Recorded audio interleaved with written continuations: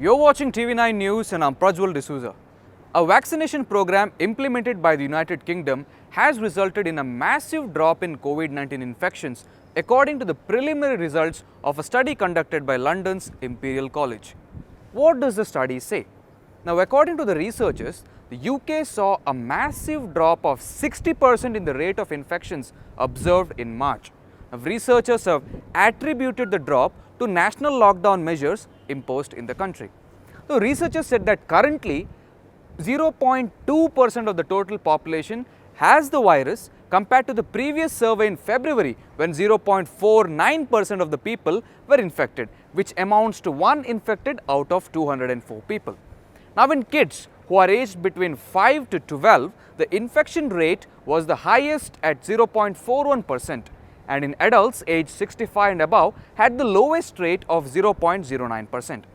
Now, researchers said that the change in rate of infection was mainly due to the reopening of schools and the country's COVID-19 vaccination programs.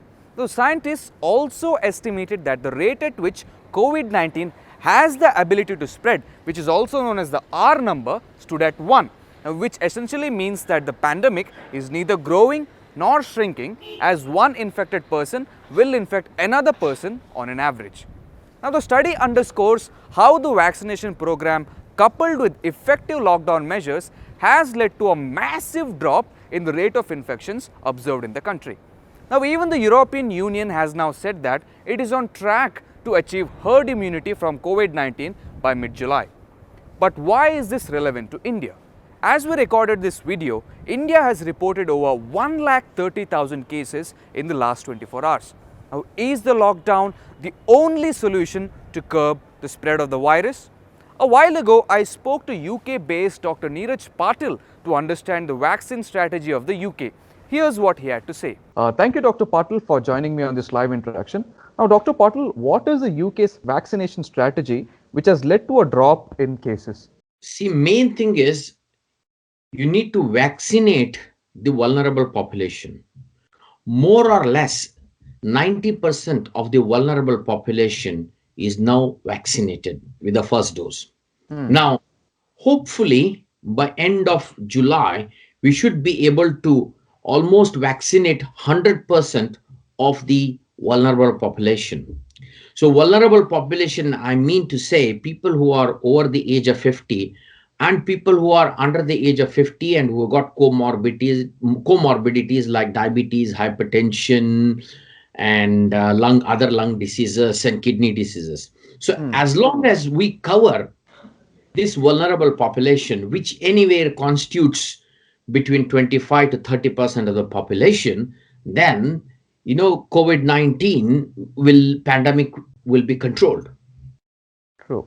Okay, doctor, now apart from the findings of the study, what have you found on the ground? See, on the ground, let me tell you, I am working in Darren Valley Hospital as a consultant in emergency department, and we had two COVID-19 units in January. I'll tell you exactly 9th of January, okay, or the hospital was full of patients. Okay. To illustrate an example, right, on 27th of January, we had 237 patients in the entire hospital who were admitted into hospital exclusively because of COVID-19. And today we have only 7 patients. So there is a huge drop. And we had 2 isolation units for COVID-19 patients. And we have almost closing them down because the numbers have declined quite considerably. Now, doctor, do you think a UK strategy might work for a country like India? Let me tell you, the virus doesn't distinguish between India or UK. The virus has no boundaries, okay? Now, the thing is, I can understand the situation in India because I was there in India myself. Now, it's very unfortunate that the COVID-19 cases have risen in India. One of the main reasons why there is a spike of COVID-19 patients is you go out, people are not following any social distancing norms. Okay. Mm. Now, just for example, there is an election going on in Bengal and few other states. The political rallies are happening just as usual. People are having festivals. People are having wedding ceremonies. There is this large gathering of people is the single most reason why COVID-19 is spreading like wildfire in India. What Mm. we need to do is, the thing is, we don't need a complete lockdown where everybody is confined to their houses. No, the thing is, we want a regulated lockdown whereby not allowing people to gather as crowds, and closing things like cinema halls, big shopping malls, bars, the entertainment events, political rallies, but at the same time encouraging people to work.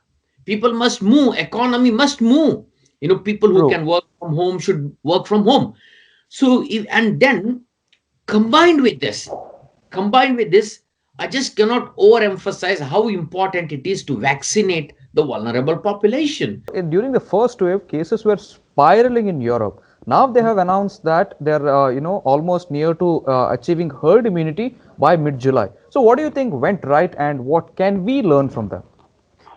See, herd immunity will only be achieved when you have 50% of the population carrying some kind of antibodies to COVID 19.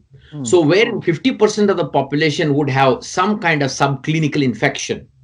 We all know that if you are under the age of 50 and if you are previously fit and healthy without any serious illnesses, your likelihood of dying from COVID 19 is very less, is almost less than 1%.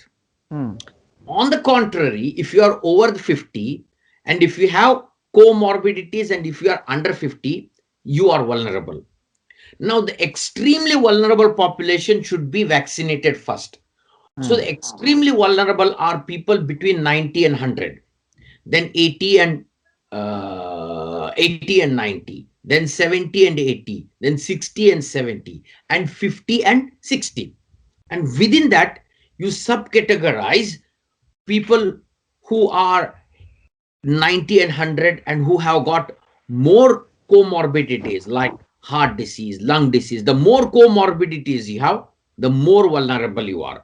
Hmm. So, the if India could somehow identify and vaccinate its vulnerable population, then we will not have this problem, because the whole problem is not with the COVID-19 infections. The whole problem is the health structure is overburdened in India.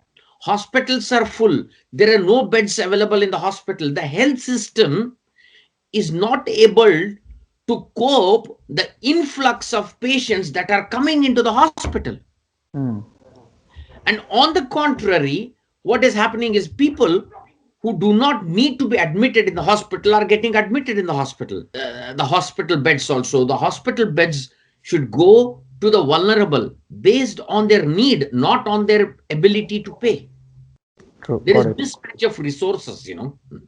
True, doctor. Now, what is your take on your Prime Minister Boris Johnson's decision-making capability during the pandemic?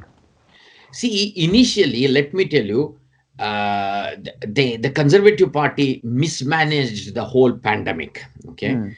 and when they were serious, when they were advised by the scientific advisory committee to go for early lockdown, they didn't go for a lockdown, and due to which, uh, you know, the virus spread quickly throughout the United Kingdom. Hmm. So, and the decisions of the Conservative Party, the early decisions that were made by the Conservative Party, were directly responsible for the spread and chaos of pandemic in the UK. Hmm. But at least now, okay, they are. I won't say they are doing very well, but at least now they have realized their mistakes. In India, Currently, Prime Minister Narendra Modi has ruled out the possibility of a lockdown. However, it is important that you stay safe and follow all the precautionary measures. If you like this content, do give this video a big thumbs up and don't forget to subscribe to TV9 News on all the social media platforms. Thank you for watching and stay safe.